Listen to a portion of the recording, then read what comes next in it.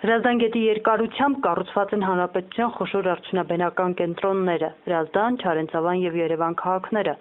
Գետը Սևան քաղաքից մինչև Հրազդան անցնում է գյուղատարածքներով։ Սևան քաղաքից սկսած գետահունի երկայնքով նկատվում են ոչ միայն կենցաղային թափոնների աղբակույտեր, այլ գետը մոտ 200 մետր երկարությամբ վերածվել է անտառի։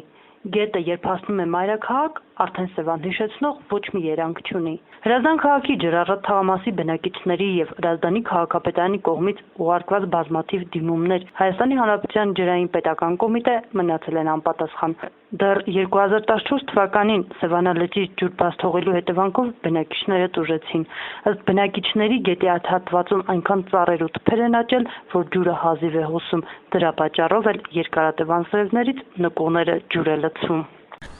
Հիմա սովետ փոխվերա էսիս քանդվել լսվես են մնում։ Ընդհանրապես չեն եկել, չեն մաքրել։ Այդ հաշվին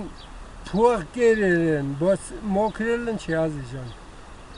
Իսկ անցած տարի է, չէ, ջուրը բարձացավ, լցվեց։ Ակին էլ վնաս տվեց հեսա մարդկանց չեմ անում փող հատուսին, թե չէ դրա համար։ Մայ բալաջան տես, անտառա, թոքյան մոքրեն, իշքան կուզեն, թե ջուրը նետա։ Բայց վերջեն մոքրել ջուրն լցվում է, իմ անասուններն են խեղդվում, իմ 15 տոննա խոտ եմ վրես թափիմ, ես թոշակ եմ ստացել, վերեմ խոտ եմ առ իմ անասուններ կերիրել։ Բայց մեղքի չեմ, հիվանդ ենք, սաղով հիվանդ ենք, ամուսինս հիվանդ, ես հիվանդ, ինչ անենք, երեխեք չեն աշխատում։ Բաբենց կլի, տրակտորա տերի մոքրի, հոնն բացի, իրա գետն թույթա, կարող է ես ասեմ չեմ թողում իթա, ես ինչ ասեմ, ցավը տանեմ, ուղղակի խնդրում եմ թոքյան մոքրեն։ Էքսկավատոր բերեք մոքրեք բալաջան, այն ամուստի տակեն, մի 100 կուբոմետր դիեմ կա, լեցեք թոքյան մոքրեն, ես երկ մոքրվի, իմ կամար աղկատերեն վերիմ դուն տեղ չարի ջրի մեջ ուսկա, Ջուր մկալա այնտեղ ջուրեն շենքի տակ կանգնած է։ Շվե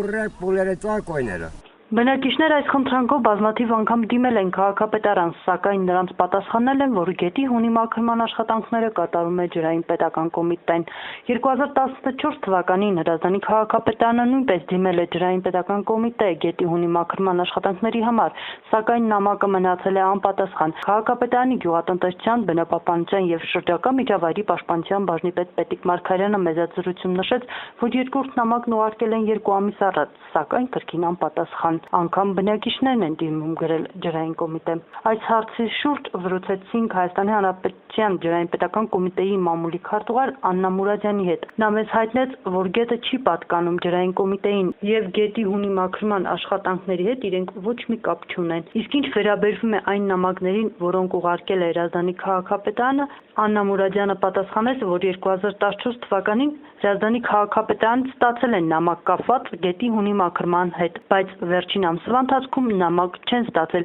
այնուհետև հավելեց, որ գետի հունի մաքրման աշխատանքները պետք է իրականացնի տարածքային կառավարման արտակարգ իրավիճակների նախարարությունը եւ Հրազդանի քաղաքապետարանը։ Անգամ բնապահպանության նախարարություն դիմեցինք իմանալու համար, որ կառույցի գործառույթի մեջ է մտնում գետի հունի մաքրման աշխատանքները։ Բնապահպանության նախարարությունից էլ պատասխանեցին, որ դա ջրային կոմիտեի եւ համայնքի խնդիրն է։ Հետաքրքիրն այն է, որ ոչ մի կառույց չի ստանձում գետի հունի մաքրման աշխատանքները։ Տեղական իշխանությունները ասում են, որ գետի հունի մաքրման աշխատանքները դա ջրային պետական կոմիտեի գործն է, իսկ ջրային պետական կոմիտեն էլ դա քաղաքապետարանի եւ տարածքային կառավարման արտակարգ իրավիճակների նախարարության գործն է։ Իսկ եթե գետի հունով ջուր են բաց թողնում, ոմանք շահույթ ստանում, այս դեպքում անգամ չեն մտածում, թե ինչ վնաս են հասցնում բնակիչներին, իսկ երբ հերթը հասնում է նրան, որ որոշակի գումար ծախսեն եւ գետի հունը մաքրեն, բոլոր կառույցները ձայն բարբառո հանապատի։